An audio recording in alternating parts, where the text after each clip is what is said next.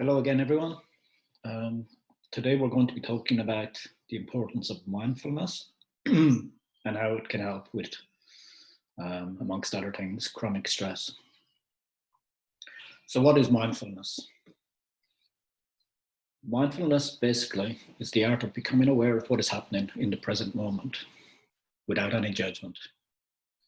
That is both within ourselves, our thoughts and feelings, and of course, our external environment, whether that's work, the people we live or work with, or the barrage of bad news we see each day, traffic, etc. When we get used to using mindfulness, it can help us in three main areas. That being our work-life balance, so that we're making sure that we're not spending all day in the office and neglecting other things, whether it's family, hobbies, our health, fitness, etc. Managing our workload, again, whether that's in actual work or work around the home. We need to learn to ask for help and to delegate. Learning to work and live better with others.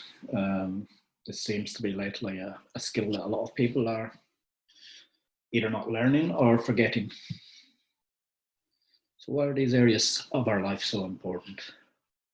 Well, basically, if we neglect them long enough, we will end up with anxiety, but a massive risk of suffering chronic stress.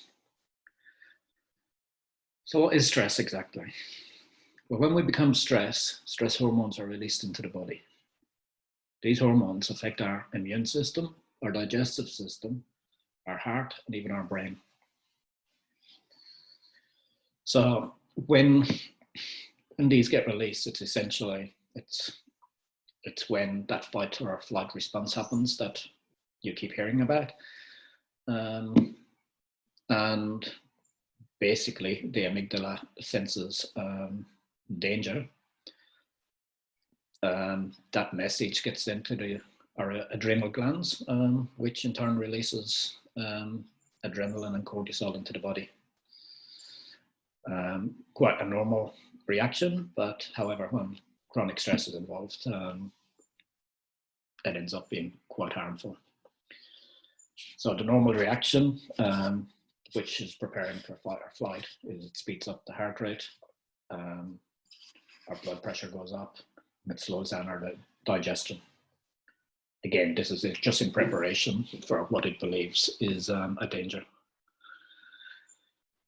However, with chronic stress, we continually are on a war footing, essentially. We continue to produce this cortisol. It doesn't get flushed from the body because we're not exercising, etc. But we'll go into that over the rest of the course.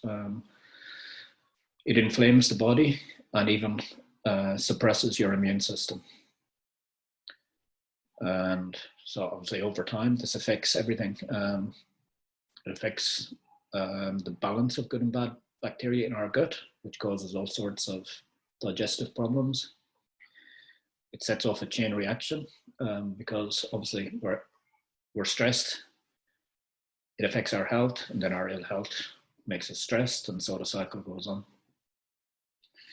And left untreated, obviously, as you know, or maybe you don't know, but it is a determining factor in things like high cholesterol, diabetes, heart disease, and even autoimmune disease. This is where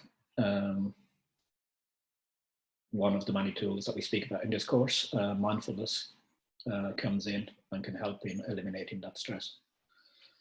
So basically, by learning mindfulness and learning how to calm down your mind and use all the other tools that I'll go through here in the course,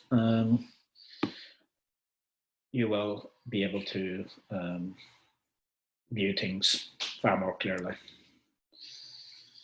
So as I said, it calms the mind, because before, when you're in fight or flight, the prefrontal cortex, which is the part that you think rationally with, actually gets shut down. So that's why it's imperative, and it's the first thing we do in this course is learn how to calm the mind. And then eventually, as we get you to a place that you can think rationally about what's happening in your life, we then introduce mindfulness to help you on a day-to-day basis. So as I said, when we are stressed or anxious, the rational part of the brain here gets shut down and stress hormones get released.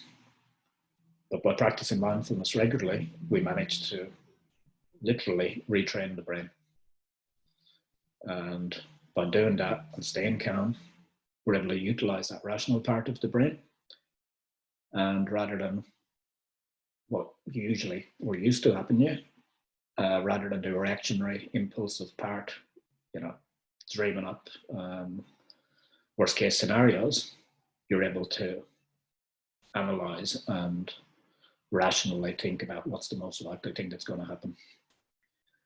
And so basically together with a healthy diet, so your nutrition, exercise, which as we speak about on the exercise day over here, that will actually flush out those stress hormones, and sleep, which, and especially the dream part, as far as anxiety and all of the worrying, etc. that goes, sleep is critical. So yeah, between mindfulness and all of the other tools over here, you will be well on your way to overcoming anxiety and anxiety-related issues. So that's it for today. I look forward to speaking to you again shortly.